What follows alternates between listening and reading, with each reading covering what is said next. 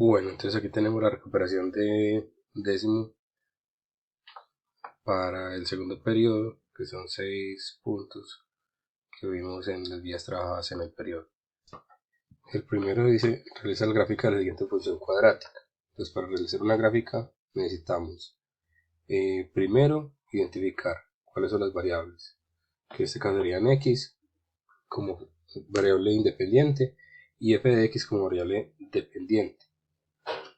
Y con esto, entonces, para poder hacer la gráfica necesitamos hacer una tabla. Para esta tabla necesitamos entonces valores de x y valores de los valores que toma la función al darle esos valores a la variable x. Particularmente en ese tipo de funciones donde tenemos una letra al cuadrado más algo que no tiene letras, entonces vamos a tomar valores negativos y positivos, ¿cierto? Los que uno quiere. Entonces el 0 está a la mitad, cogimos el menos 2, el menos 1 y esos valores pero positivos, el 1 y el 2. Ahora, con estos valores entonces ¿qué hacemos? Cogemos la función y miramos qué pasa cuando tomo el valor de menos 2.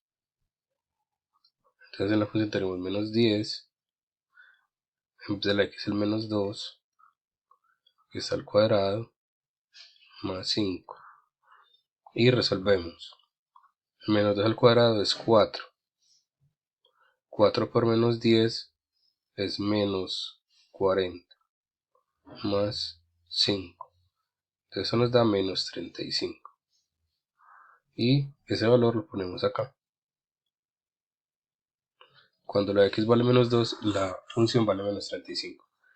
Hacemos exactamente lo mismo para el 1, el 0, el 1 y el 2.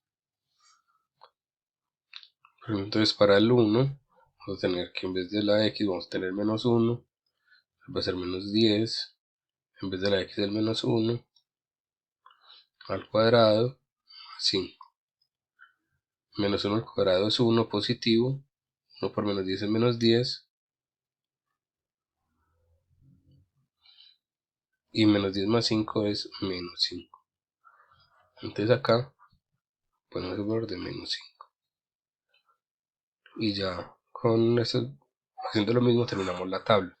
Una vez se complete la tabla, entonces ya lo que necesitamos es hacer el plano cartesiano para dibujarla, ¿cierto? Entonces hacemos un eje X y un eje Y. En este eje X y en este eje Y voy a hacer algo pensando en algunos estudiantes que les tocaron situaciones diferentes de graficar, pero entonces para que por favor las tengan en cuenta. Y se me pasó, perdón, este es menos 5. Entonces en X digamos que no hay ningún inconveniente porque hay que contar de uno en uno. Entonces uno empieza en menos 2, menos 1, 0, 1 y 2. Los valores, dos espacios tienen que respetarse. Entonces si dos cuadritos son una unidad, eso tiene que respetarse dentro de todo el eje. Y este es el eje X. Si de pronto no quiero ver este espacio así vacío, yo puedo poner el 3. Finalmente uno puede poner ahí los números que quiera, así uno los utilice. Y en Y, entonces hay que mirar que esto va hacia arriba, positivo, el valor más grande es el 5, y esto va todo negativo, menos 5 y menos 35.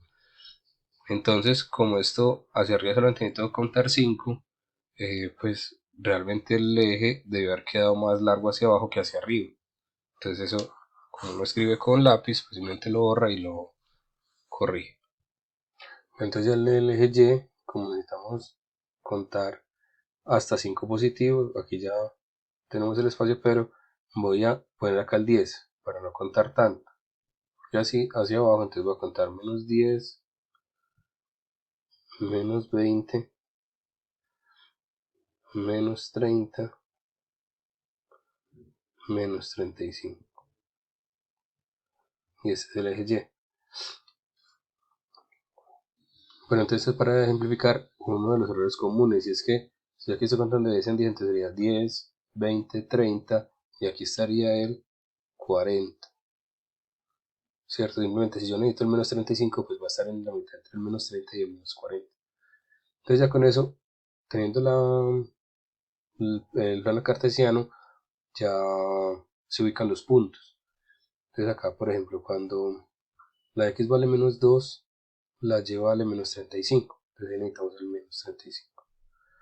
Cuando la x vale menos 1, la y vale menos 5. Entonces el menos 5 estaría entre el 0 y el menos 10, aquí en la mitad.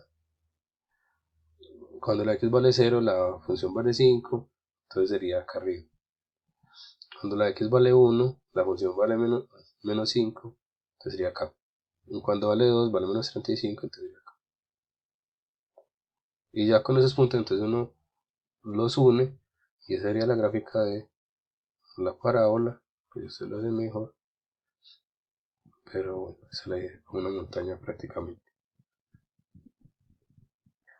Bueno, en este punto entonces nos dicen que la trayectoria de una bala disparada por un cañón se puede modelar mediante la función h de t igual a 70t menos t a la 2, donde t es el tiempo en segundos y h la altura en metros.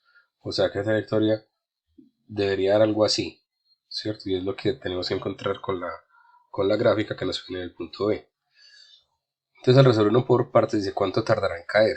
Entonces, ¿cuánto tarda en caer? Entonces miremos, tenemos dos variables que son h y t. Entonces lo mismo de ahorita. Una variable independiente que es el tiempo no depende de nada, y una variable dependiente del tiempo, en este caso que es la altura. Y entonces, igual que ahorita, lo primero que a uno se le ocurre es poner tiempo 0, 1, 2, 3, 4 segundos. Entonces uno mira en la gráfica qué pasa cuando el tiempo es 0. Entonces cuando el tiempo es 0 va a ser 70 por 0 menos 0 a la 2. 70 por 0 es 0, menos 0 a la 2 es 0, es 0. Entonces cuando el tiempo es 0, la altura es 0. Eso quiere decir que cuando el tiempo es 0, no se ha disparado el cañón, pues apenas está disparando, entonces no ha llegado a ninguna altura la bala que se va a disparar. Y luego, entonces uno mira qué pasa cuando el tiempo sea un segundo. Entonces, cuando el tiempo es un segundo, vamos a tener 70 por 1 menos 1 al cuadrado. 70 por 1 da 70 menos 1 al cuadrado es 1. 70 menos 1 da 69. 69. Y así sucesivamente hasta llegar a 4. Cuando uno llega a 4, entonces se da cuenta que esto no le sirvió. ¿Por qué? Porque entonces 70 por 4 menos 4 a la 2, 70 por 4 da 280 menos 16, y 280 menos 16 entonces da 264. ¿Cierto? Quiere decir 264, quiere decir que la bala va subiendo, subiendo, subiendo y no ha terminado de subir ni ha empezado a bajar. Entonces no me sirve para responder cuánto tiempo la bala tarda en caer. Entonces uno dice, bueno, entonces esos valores parece que no me van a servir. Entonces si parece que no me van a servir, los borro, ¿cierto? Borro estos valores, no me sirven, y busco otros valores. Entonces, ¿cómo los busco? Pues bueno, hay diferentes estrategias para hacerlo.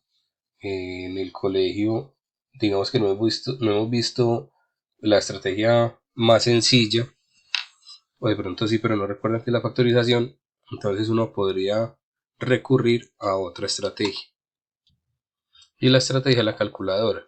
Entonces voy a hacer en la calculadora y ya después miramos a ver cuáles son los valores que puedan servirnos. Entonces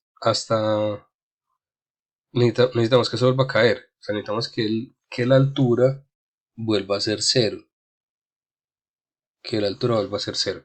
Entonces, ¿cuándo la altura va a volver a ser 0? Pues miremos, entonces multipliquemos 70 por otro tiempo, entonces más grande, no sé, por 50 menos 50 al cuadrado.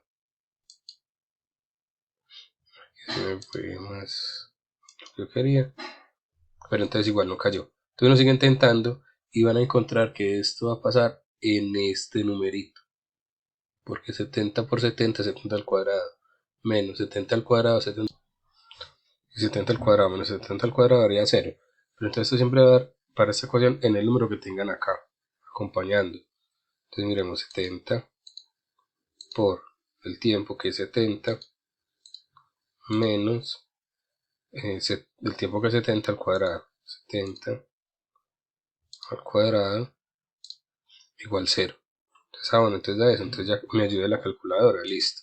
Ahora sí, me hago por mis propios medios. Entonces, la altura, cuando el tiempo sea de 70, va a ser 70 por el tiempo que es 70 menos 70 al cuadrado. 70 por 70 da 4900. 70 al cuadrado y 70 por 70 da 4900. Y 4900 menos 4900 da 0. Entonces, cuando el tiempo es 70, la altura da 0.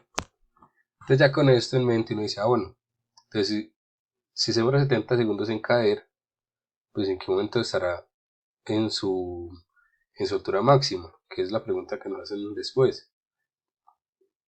Entonces uno dice, bueno, entonces pues debe demorarse lo mismo en subir que en bajar. O sea que a los 35 segundos debe estar en la altura máxima. Entonces tenemos otro valor para la tabla y hacemos lo mismo. La altura, cuando el tiempo es 35, es igual a 70 por 35 menos 35, que es el tiempo, al cuadrado. Bueno, entonces aquí yo les sugeriría tomar un valor entre 0 y 35, pues que no sea tan difícil de trabajar. No sé, si me ocurre por ejemplo el 20. Y pues de 20 a 35 hay 15, entonces tomar otros 15 para que queden 50 y que estas distancias sean iguales entre estos dos números y estos dos. Porque esos valores, como vieron ahorita, van a dar iguales, entonces es para que sea más fácil de graficar. Y ya hace uno lo mismo, pues vuelve a hallar los valores para las alturas con respecto a esos tiempos. Y entonces viene la situación que es la gráfica. O sea, entonces en la gráfica uno dice, bueno, entonces en el tiempo no está tan difícil de graficar, podemos contar de 10 en 10 hasta llegar a 70. El problema va a ser en las alturas, porque hay que contar hasta 1225.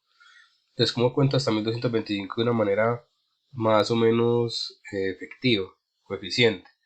Entonces, no sé, puede ser por ejemplo contando de mil en mil muy grande, puede ser, no sé, de 100 en 100, por ejemplo, de 100 en 100. Y en el tiempo, vemos que todos los tiempos son positivos y las alturas también.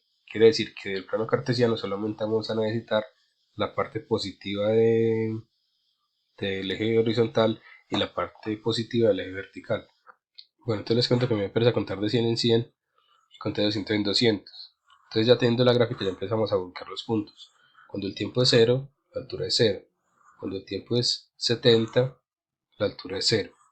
Cuando el tiempo es 20, la altura es 1000. Cuando el tiempo es 50, la altura es 1000 también. Y aquí viene el valor, pues como, digamos, entre comillas, difícil de graficar, ¿cierto? Porque entonces uno dice, bueno, ¿dónde está el 1225? Entonces aquí hay que tener cuidado y voy a hacer un zoom. Entonces, acá va a estar el 35, ¿cierto? Si acá de arriba está el 1400 y acá está el 1200, acá estaría el 1300. Que no lo tenemos que poner, pero hay que saber que ahí está.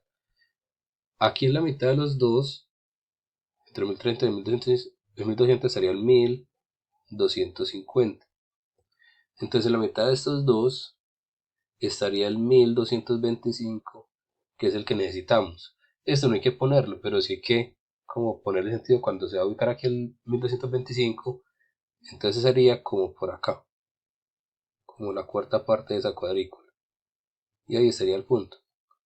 Y ya tenemos los puntos para graficar la parábola que nos piden.